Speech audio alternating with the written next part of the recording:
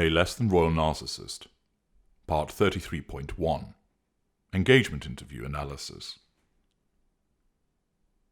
Hello, I'm H.G. Tudor. Many of you will know that my work is all about explaining the world and the mindset of the narcissist, and that I utilize my considerable expertise and knowledge in this regard to give you insight with regard to how we behave, how we operate, and how we function. I cover many different aspects of the narcissistic dynamic, explaining to you the different facets and behaviors of different types of narcissist, our interactions with our victims, why we choose you, why we treat you in the way that we do, why we act as the way we do, giving you unrivaled knowledge and insight to enable you to understand what you're dealing with and to provide you with the steps that you need to take to remedy those situations. The ongoing saga, which involves Meghan Markle, is a very useful vehicle for the purposes of explaining to a wider audience the narcissistic dynamic and the various indicators that are present within that. And the vast majority of people understand that and recognize that is what it's there for. Some of the hard of understanding think that it is some kind of personal vendetta against Meghan Markle. It's not. I actually find her rather dull, but she serves an excellent vehicle because many people are interested in her and her dynamic with Prince Harry, why what is happening, what will happen next, and what has happened in the past. And as a consequence of people wanting to understand more about what has happened in the past, I have, pursuant to request, analysed the engagement interview that took place a number of years ago.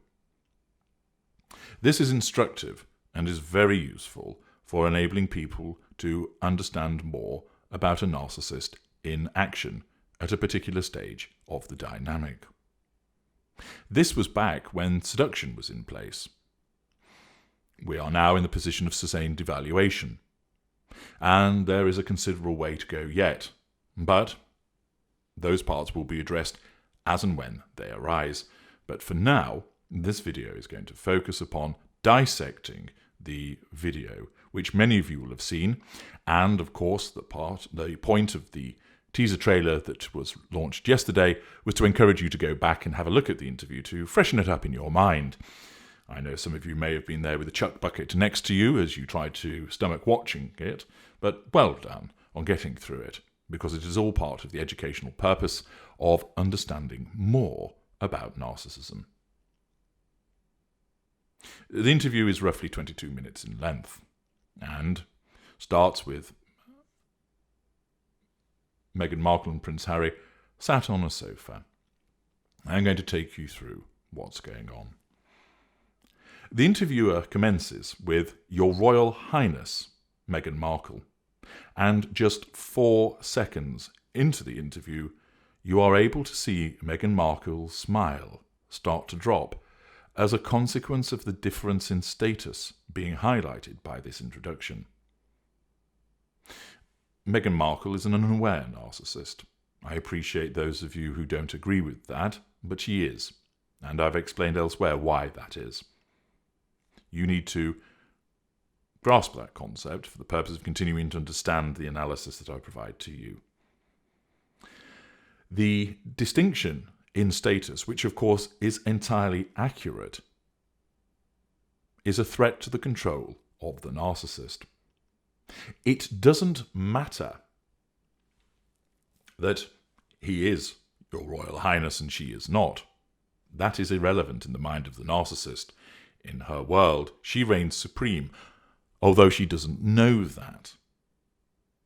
Her narcissism will interpret this as something else for her, to cause her to respond to this latent threat to her control.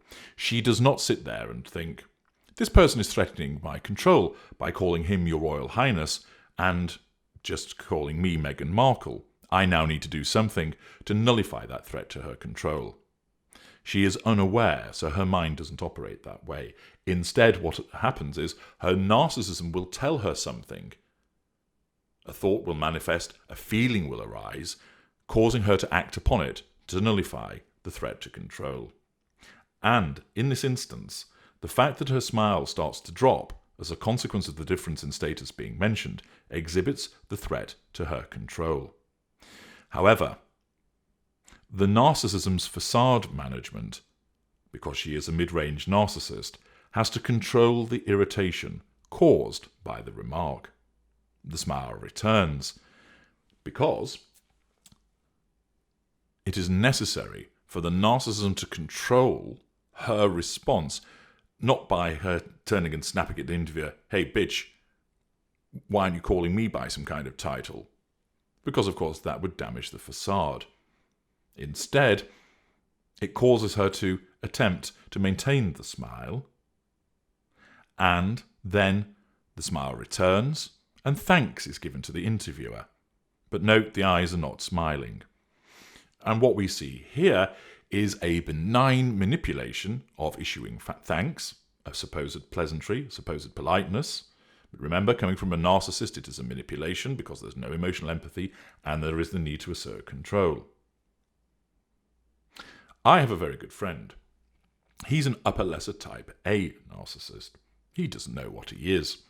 And he's a different type of narcissist to that of Meghan Markle.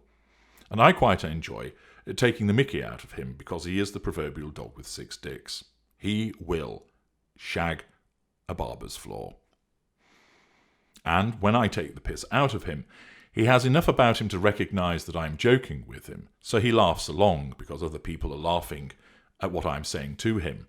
But I always see that his eyes never laugh. The mouth forms the shape that is required for a laugh. The noise is emitted by him, which one would recognise as a laugh. But the top half of his face isn't laughing, because his narcissism is actually thinking, "Fuck you, Tudor. You are taking the piss out of our narcissist, and therefore threatening his control." It's similar here with Meghan Markle, that for a moment the narcissism shows as the smile drops ever so slightly, but then quickly asserts the facade, issues the compliment to ensure that control is maintained. In the early stages of the interview, we already see Meghan Markle repeatedly turning and staring at Harry. This is an invasion of personal space, failure of boundary recognition, and is the assertion of control. Of course, the uneducated would look at it and think, "Oh, how sweet, she's completely in love with him." But to those that are educated, looking at it through the prism of her narcissism, we see something else. The interviewer asks the question, "Was it an instant yes from you?" Asking this of Meghan Markle when Harry popped the question. Meghan Markle states, "Yes, as a matter of fact, I could barely let him finishing proposing. I was saying, 'Can I say yes now?' This demonstrates an assertion of control, a sense of entitlement to prevent Harry from finishing the rather important matter of proposing to somebody. It demonstrates poor boundary recognition, and the fact of interrupting somebody is a form of manipulation as part of that assertion of control." Harry then confirms that this was the case and this was what was happened, and he says, "I stated, 'Can I give you the ring?' Meghan Markle wasn't even allowing him to proffer the ring to her. This evidences a sense of entitlement and poor boundary recognition. At this juncture, the camera cuts back, allowing us to see the top halves of Prince Harry and Meghan Markle. Meghan Markle has hold of his left hand, her right arm over his left arm, her right hand holding his left hand, and her left hand placed over the top. Whilst one may expect some hand-holding as an affectionate gesture, this vice-like grip that she has him in denotes the assertion of control physically over Prince Harry. And the grip of doom is something that will be returned to later. In response to a question from the interviewer, the couple confirm that the engagement had taken place some 18 months after they first met, and this then prompts the interviewer to remark that this is quite a whirlwind situation. Identification of this demonstrates the love bombing that has gone on, the haste by which the narcissist must assert control over the victim, and the lack of emotional empathy for that victim in corralling them into a situation of further control by bringing about a relationship and engagement, and thereafter marriage. Harry noticeably nods in agreement at the suggestion that it was quite the whirlwind, because it was, and he sees that it is, but he doesn't see the significance of this. Interestingly, the interviewer then asks if that is how it felt to you. Harry smiles in acknowledgement that it was a whirlwind. But this question posed to Meghan Markle is challenge fuel. The tone, the words that are used, and no doubt the expression on the interviewer's face, which is off camera and we can't see, is all fuel, so there's no problem there. But the question is a challenging one, because it's basically saying your romance was too fast. It was whirlwind, which had a connotation of it as possibly being superficial. That threatens Meghan Markle's control in the moment. First of all, she turns to Prince Harry to see what his reaction is, the assertion of control over Prince Harry, and then states, "I don't think that I would call it a whirlwind in terms of our relationship. Obviously, there have been layers attached to how public it has become. We had 5 to 6 months of privacy, which was amazing. But no, we just had so much time just to connect, and we never went 2 weeks more than seeing one another, whilst we were obviously doing a long-distance relationship. So we made it work." She doesn't actually really explain that it wasn't a whirlwind. But the interviewer then doesn't press the point any further, and instead shifts the emphasis to ask about how did the couple first meet. In her world, although she's unaware of this, Meghan Markle's response enables her to nullify the threat to control posed by this suggestion that it was a whirlwind romance. In her mind, the narcissism has done its job, rejecting that, although her explanation doesn't bear analysis to confirm that was the case. She just says no, and therefore, from her perspective, the threat has been nullified. The interviewer doesn't pursue the point any further, in effect dropping it, and therefore the narcissism has done its job. It's noteworthy that in the opening exchange, Prince Harry's expression changes repeatedly. He's reflective, he's listening, he smiles, he's enthusiastic, he's thoughtful, he bites his lip. Meghan Markle's expression alternates chiefly between a look of concentration, polite interest in what the interviewer is saying, and then a smile resolutely plastered on her face. It is as if there are only 2 settings at this juncture. This is the narcissism looking to find the appropriate response and not doing it entirely convincingly. Of course, the initiated would see nothing there, but those of us who understand narcissism, and those of you who've experienced the narcissist, will recognize the fakeness of what is being demonstrated here and the lack of different expressions that are occurring. We're now 2 minutes into the interview, and the hand gripping hasn't altered in the slightest. The iron-like grip, a certain control is maintained. At 2 minutes 50, Meghan Markle explains that although she now knows that there is global interest in the royal family, she says that she didn't know much about Harry. Or rather, she says she didn't know much about him.